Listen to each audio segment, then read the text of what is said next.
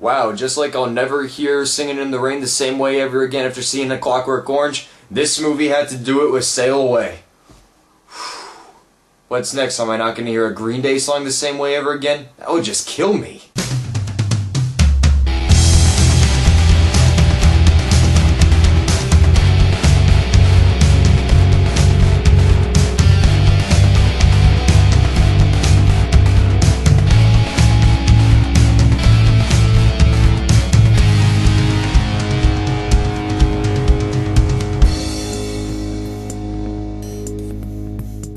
The Girl with the Dragon Tattoo is David Fincher's American interpretation of the famed novel The First in the Millennium Trilogy, a very famous trilogy of books, which I still have surprisingly never read. And believe it or not, I have my backpack literally a few feet away from me with The Girl with the Dragon Tattoo novel placed inside it, and I haven't read it at all, so now I feel like an idiot just for saying that. The basic plot follows around investigative journalist Mikhail Blomkvist, played by Daniel Craig, in which he ends up taking up this case to investigate the disappearance of a girl that disappeared over 40 years ago, and he ends up getting the help of this research assistant, Lisbeth Salander, played by Rooney Mara, who is a cyberpunk hacker who has a very damaged past of rape and abuse. For a long time, this had been one of my most anticipated movies. If you look on the homepage of my channel, you'll see that I have David Fincher in my top 5 for my favorite directors. Because this guy knows how to make a dark movie with a lot of ease, but a lot of great style as well.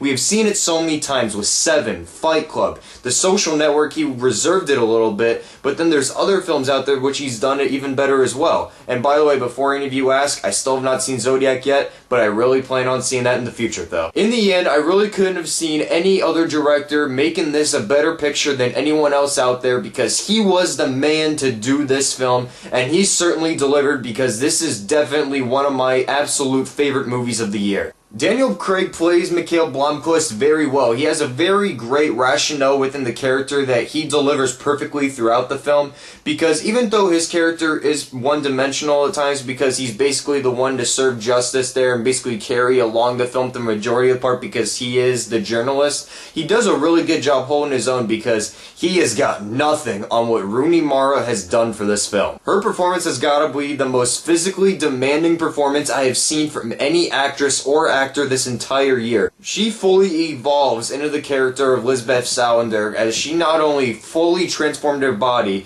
but also learned to do everything that her character does, and she just delivers such a powerful performance in this film because of all the stuff that her character goes through. Some of the stuff that happens in this film, there are some brutal scenes, and even involving rape as well. They're very dark to watch, but her performance is so powerful that it feels so real at the same time. The supporting cast, which includes Christopher Plummer, Stellan Skarsgard, and Wright, they all do a pretty good job holding their own as well, because it's really a movie that carries off of the performances of Mara and Craig, and it definitely delivers in those aspects. As I said before, David Fincher was the perfect man to direct this movie because his dark style perfectly mixes with this film. However, I wouldn't say that this movie is as dark as the trailers promise it to be, but it was a very fine mesh between both graphic and dark, and even building up the tension, Fincher did a really great job at that as well. And speaking of tension, there was one sequence in this film, in my opinion, that definitely stood out, in which it lasts for about 2.5 minutes, and it's in like when it gets to the final 45 minutes or so of the film, which it builds up to, in which there's a 2.5 minute sequence in this film where there's literally nothing dialogue related, in which it's nothing but background noise, and it builds up that tension so well to those final 45 minutes that it fully succeeds in keeping you on the edge of your seat until the final big payoffs that hit you. The editing is very great, and the cinematography is just beautiful, and the score by Trent Reznor and Atticus Ross, they have delivered yet again. It does feel social networky at times, but it definitely carries on the dark and very fast pace that Fincher carries on throughout the film. The Girl with the Dragon Tattoo is easily one of the best movies of the year.